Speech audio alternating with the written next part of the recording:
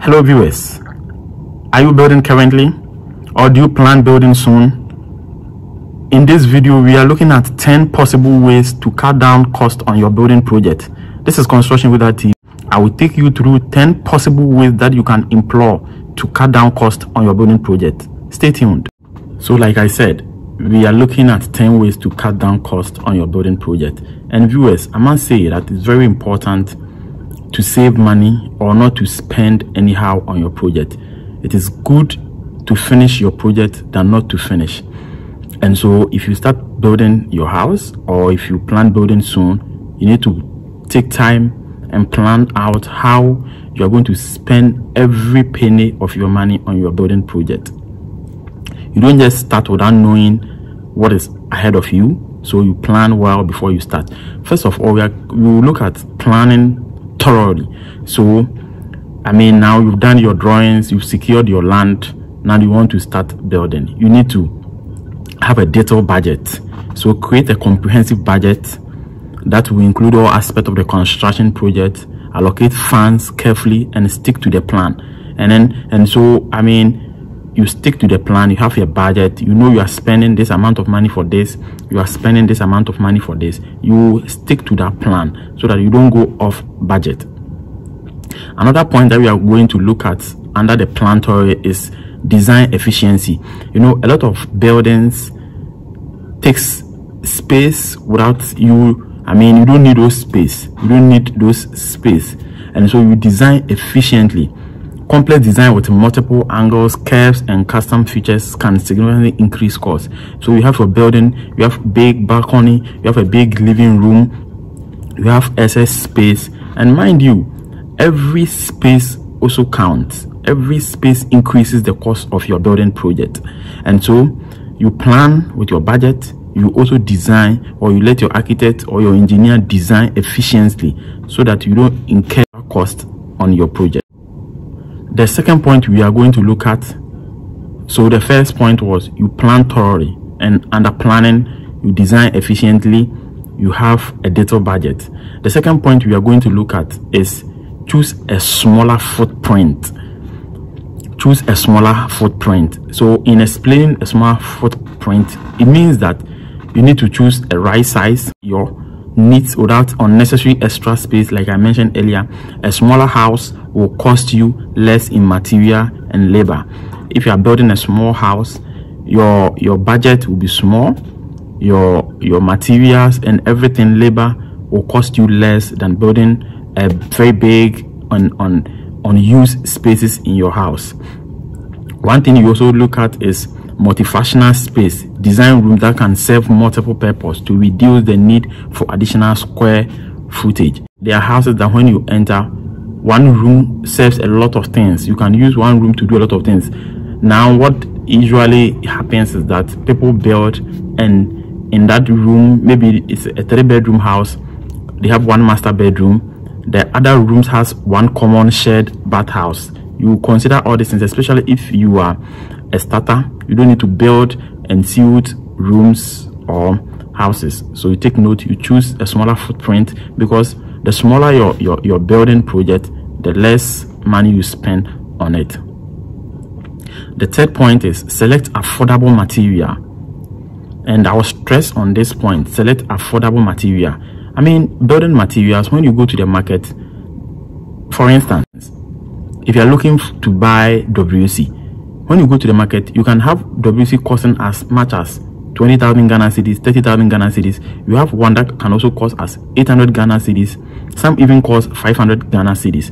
So you have to select the affordable one, the one that meets your expectation, their wants and needs. And so why will you go and buy 20,000 Ghana cedis or 10,000 Ghana cedis WC if you know that 800 cedis or 1,005 Ghana cedis can serve that purpose? So you choose affordable material, and in this you make sure that not just choosing affordable material, but the material is also of a certain quality. The fourth point we are considering is do it yourself where possible. They call it sweat equity. Take some of the labor yourself, such as painting. You can do painting yourself. Landscaping, you can do it yourself. installing of some fixtures, you can do it yourself to save labor costs. So do it yourself where possible. The thing that you can do it, don't outsource it to a third party, or don't outsource it to a laborer or a contractor. Do it yourself. It also gives you some form of training for skills. Even if you lack experience, you can learn it. Now there's several platforms that you can learn how to do something. Consider that, and then you can also save some money there to do other things. The fifth point is hire a reputable contractor. So competitive building, get multiple quotes from reputable contractors to ensure competitive pricing. Don't just ask people to submit their quote so that you can do your analysis, and then if you need an expert advice, get an expert advice, and then select that contractor.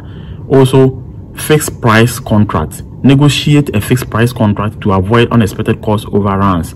So you are starting your project, you secure a contractor, you agree with the contractor that this is the amount I'm paying for every item on my project. You don't just leave it like that, and then you are there, and then your contractor will come and tell you that, oh, the prices has increased, so I'm increasing my labor cost, or I'm increasing this, I'm increasing this. It will end up worrying the completion of your project. So you make sure that you fix price the contract that you sign with your contractor.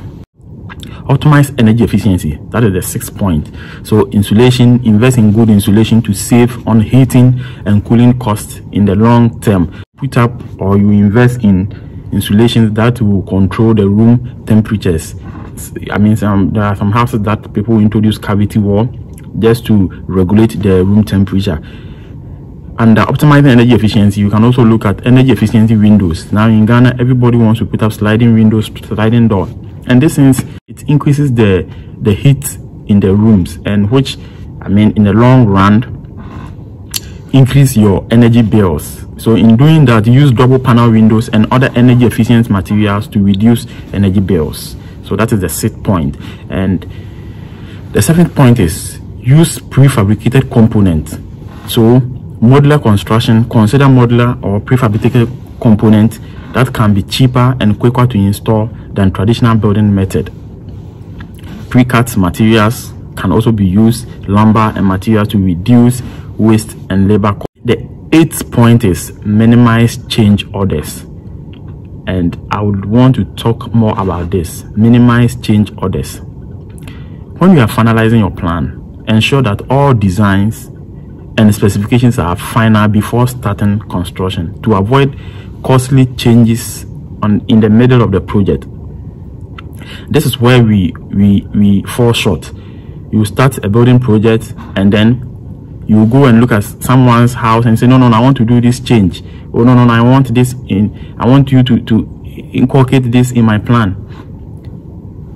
Viewers, if you are building, or if you have planned to build soon, this is something you should avoid. This is something you should avoid. This is something you should avoid. I've said it 3 times, because change orders will always and will increase your building project. It will delay your schedule and also increase the total cost. And so try as much as possible not to, or effect a lot of changes. Maybe, I mean, once a while you can say, oh, I want this thing done, especially if you've not gotten there. But before you even take that decision, analyze the cost, the additional cost that is coming on top of the project. Analyze all this before you ask for that change. It is very important that you take note of this. Don't just make changes anyhow. Contingency planning. Allocate small contingency budget for unexpected changes, but strive to minimize its use.